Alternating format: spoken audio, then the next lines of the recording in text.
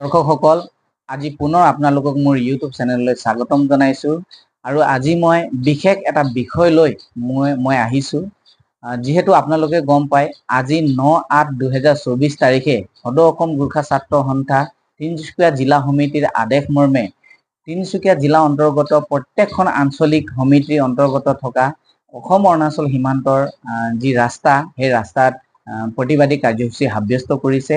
আৰু এই প্ৰতিবাদী কাৰ্যসূচী কিয় সাব্যস্ত কৰা হৈছে বা এই প্ৰতিবাদী কাৰ্যসূচীৰ আঁৰত কি বিষয় লুকাই আছে, মই আপোনালোকক সংক্ষিপ্ততে আপোনালোকক জনাবলৈ চেষ্টা কৰিছোঁ।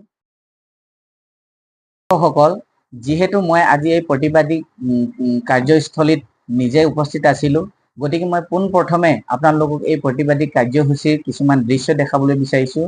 আৰু এই যি দৃশ্যসমূহ আপোনালোকে দেখি পাই আছে, এয়া হ'ল আজি প্ৰতিবাদী কাৰ্যসূচীৰ দৃশ্য।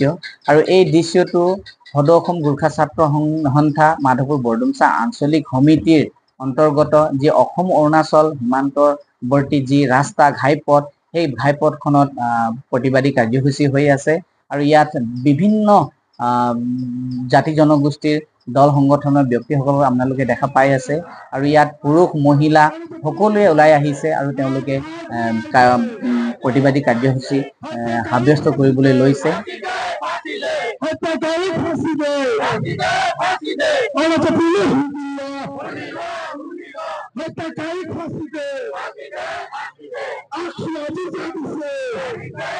প্ৰতিবাদী কাৰ্যসূচীত সদৌ অসম গোৰ্খা ছাত্ৰ সন্থা তিনিচুকীয়া জিলা সমিতিৰ আদেশ মৰ্মে সদৌ অসম গোৰ্খা ছাত্ৰ সন্থা ডিগবৈ আঞ্চলিক সমিতি, টেংৰী আঞ্চলিক সমিতি আৰু মাধৱপুৰ বৰডুমচা আঞ্চলিক সমিতিৰ যৌথ উদ্যোগত সাব্যস্ত কৰা হৈ আছে।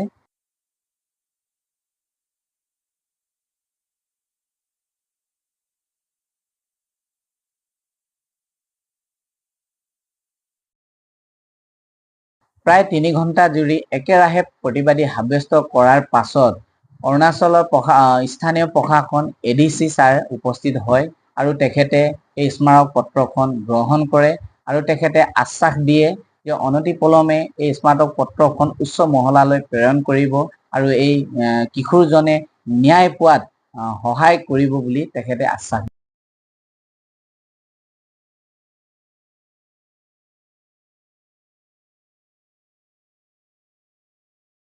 ইয়াৰ লগে লগে শান্তিপূৰ্ণভাৱে আজি এই প্ৰতিবাদী কাৰ্যসূচী সমাপ্ত হয়। আৰু সঁচাকৈ দৰ্শকসকল, আমি আপোনালোকক এই চেনেলৰ মাধ্যমেদি জনাব বিচাৰোঁ যে যি ৰোহিত বাহাদুৰ চেত্ৰী ভুক্তভোগী পৰিয়াল, সেই পৰিয়ালে ন্যায় পাব লাগে। আৰু যিসকল হত্যাকাৰী, তেওঁলোকক কঠোৰতকৈ কঠোৰ শাস্তি বিহিব লাগিব আৰু তেওঁলোকক মৃত্যুদণ্ডৰ দৰে শাস্তি বিহিব লাগিব, যাতে অনাগত দিনবোৰত কোনো ব্যক্তিয়ে এনেধৰণৰ দুঃসাহস নকৰে। তাৰ বাবে আমি প্ৰশাসন ব্যৱস্থাকো কঠোৰ হৈ শাস্তি বিহিবলৈ অনুৰোধ জনাইছোঁ। আৰু দৰ্শকসকল, আপোনালোকক সকলোলৈ আমাৰ এই ভিডিঅ'টো চোৱাৰ বাবে ধন্যবাদ জ্ঞাপন কৰিছোঁ। আৰু যিমান পাৰে আমাৰ এই ভিডিঅ'টো আপোনালোকে শ্বেয়াৰ কৰি দিয়ক, যাতে প্ৰত্যেকজন ব্যক্তিয়ে এই বিষয়টো লৈ বুজি পাওক আৰু ৰোহিত চেত্ৰীক ন্যায় পোৱাত সহায়ক হয় বুলি আমি সকলোকে অনুৰোধ জনাইছোঁ।